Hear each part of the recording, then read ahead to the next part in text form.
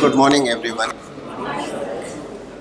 अब आज जो बात मन और अनुशासन की ही चल पड़ी है तो इसी पर ही बात करते हैं। विपुल जी ने बहुत अच्छे से थीम सेट कर दी है। देखो, मुझे लगता है भाषाई प्रयोग में जितने नियम है उतने ही कंफ्यूजन भी है और उतनी गलतफहमियां भी। एक उदाहरण से मान लीजिए मैं कहूं ये विजय की कार है, तो इसका मतलब कार पर स्वामित्व विजय का है। मैं कहूं ये सीमा का बैग है, तो बैग पर स्वामित्व सीमा का है।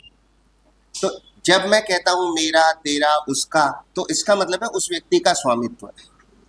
पर ये बात हर जगह तो लागू नहीं होती। मान लो हम कहें, मैं कहूं, आप कहें मेरा मन, तो इसका मतलब मन पर मेरा स्वामित्व है। कहाँ? मेरा मन पर कोई स्वामित्व नहीं। सच बात तो यह मन की मुझ पर अधिसत्ता है, पूर्ण, अनक्वेश्चनड।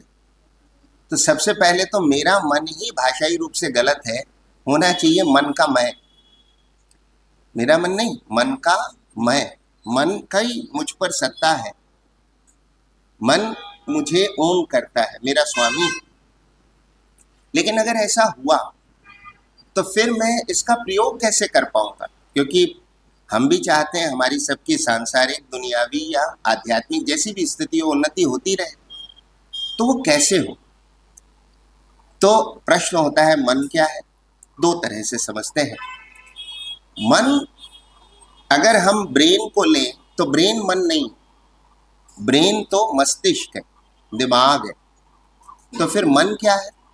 मन है वो सब विचार, वो सब जानकारियां, वो सब भावनाएं, वो सब डर, वो सब सोच जो हमारे दिमाग में सॉफ्टवेयर की तरह है। मगर हम ब्रेन को हार्डवेयर मान लें तो मन उसका सॉफ्टवेयर है। आप उसको टच नहीं कर सकते, पर सब कुछ उससे चल रहा है, सब कुछ उससे चल रहा है। मन को नियंत्रण करने के विषय में हमारे आदि ग्रंथों में लिखा है कि मन को नियंत्रण करना उतना ही आसान अथवा कठिन है जितना पानी पर लिखाई लिखना या हवा में गांठ लगाना। हवा में गांठ और पानी पर लिखाई, तो इसे काफी मुश्किल कहा गया है। कल परसों मैं एक बहुत बड़े क्वांटम फिजिसिस्ट का वीडियो देख रहा था। आप क्वांटम फिजिक्स जानते होंगे, तो ये बहुत विकसित किस्म का फिजिक्स है जो अभी उस पर रिसर्च हो रही है, पर वो होने के बाद में सब कुछ बदल जाएगा। यानी थियरिटिकली हम प्रकाश की गति से भी ट्रेवल कर सकते हैं, यानी हम भविष्य और भूत में एक साथ भी जा सकेंगे। हो सकता है ऐसा कभी ना हो या इसके हम समीप पहुंचे, पर यह विज्ञान का बहुत आगे का सिरा है। तो उन्होंने एक जगह कहा कि 50 साल पहले हमने गलत बात कहना शुरू कर दी और कहते आ रहे हैं। क्या गलत कहना शुरू कर दिया? कहने लगे इंसानी दिमाग एक कंप्यूटर है। हम सब भी कहते हैं किसी का दिमाग तेज होता है कि दिमाग तो इसका कंप्यूटर है। उन्होंने कहा ये बिल्कुल गलत है, क्योंकि कोई भी कंप्यूटर बिना सॉफ्टवेयर की प्रोग्रामिंग के नहीं चल सकता। इंसानी दिमाग में कहाँ कोई सॉफ्टवेयर है, उनके कहने की नजर से कह रहा हूं, ठीक है? तो फिर ये क्या है? थोड़ी देर पहले मैंने ही सॉफ्टवेयर बताया।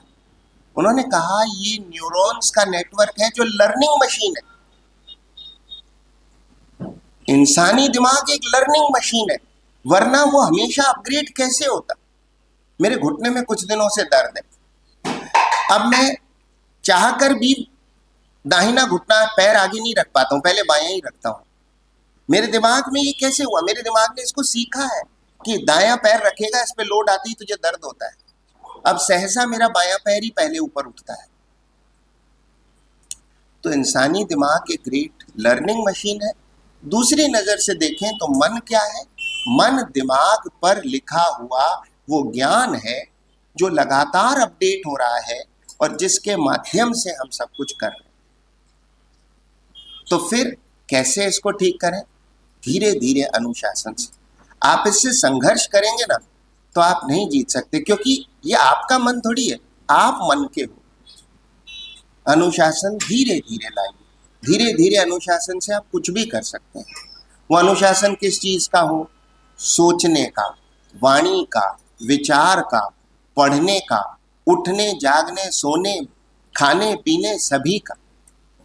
अनुशासन मोटिवेशन से बहुत बढ़कर है। मोटिवेशन समझिए लालच है और अनुशासन वेतन की तरफ मेहनत से बहाया गया पसीना है।